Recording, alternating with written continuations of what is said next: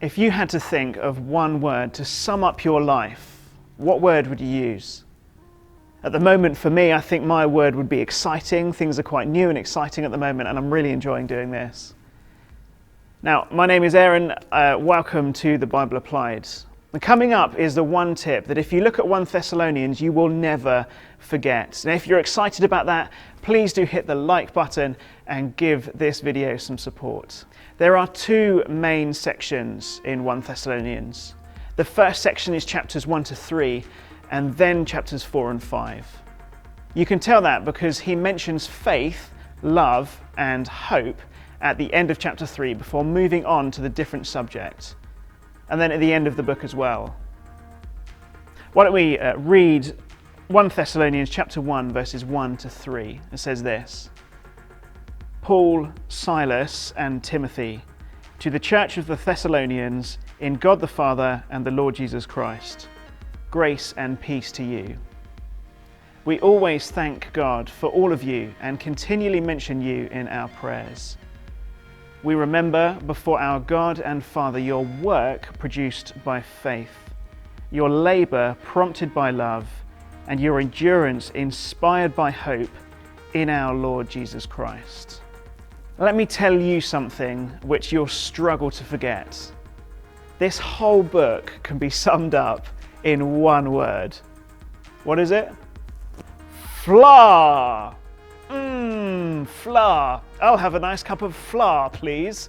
Would you like some flour? Yes, I would like some flour. Anyone for flour? No, not me. I've had way too much flour, thank you. Hey Steve, this sounds like a really posh way of saying flour. Flour. I'd like a cake, some butter, some sugar, some eggs, and a large amount of flour. Anyway, sorry. Faith, love, and hope. Flour. The three central characteristics of Christianity. Now, faith, when I read this, I got faith is believing in a God whom we can't see. And love is acting in a way that God would want us to. And I get that. The one that I don't get is hope. How does hope make people endure when trouble comes? In our society, we use hope when there is a possibility that we won't get something that we want. I hope that you'll subscribe to the channel, but you might not. I hope I'll be alive tomorrow, but I might not. I mean, that might be because we're British. I hope not to be dead tomorrow. I'm sorry. See you soon. But if I'm hoping you'll subscribe, I'm describing a positive feeling too, right? Excitement, anticipation, desire. By hoping you'll subscribe, I'm positively thinking that by doing so means more support for the channel. The further we can reach, the sooner we'll reach the people who really need these videos. When I uploaded the first video, the Excited About Titus one, I'll link it up in a card above. I got this from a young person. Hey mate, I just watched your first video and read Titus and I love it. I'll be watching this whole series. That video actually made me read the Bible for the first time in like 2 years. Hope here means that positive feeling that causes us to say that we're hoping for something in the first place. That positive feeling that says, I hope for this. The apostle speaks about growing in faith, love, and hope as a good thing. Application! What is the object of their faith, love, and hope? Well, look down at the end of verse 3. It was their faith in Jesus, it was their love for Jesus, and it was their hope in Jesus that helped these guys keep going through life. They believed that Jesus had died for them, and so they had decided to live their lives for him. They knew that the more they lived for Jesus, the better they got to know him. So here is my question. Do you know Jesus? Or do you just know about him? If you can think of a great way to get to know God better, then why not write it in the comments section below and share what you're thinking? I think I'm going to leave it there.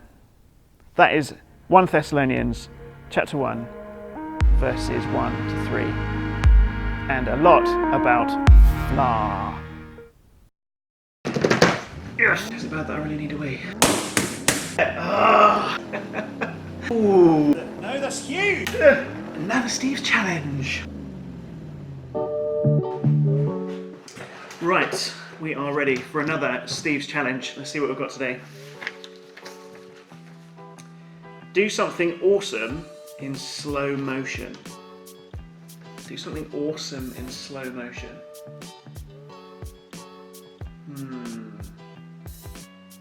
I've got it. So I decided to find a little corner, and I don't know if you've ever done this before, but if you can slow-mo breathing out with relaxed lips, it looks a little bit like this. Oh, it's the most disgusting thing I think I've ever seen.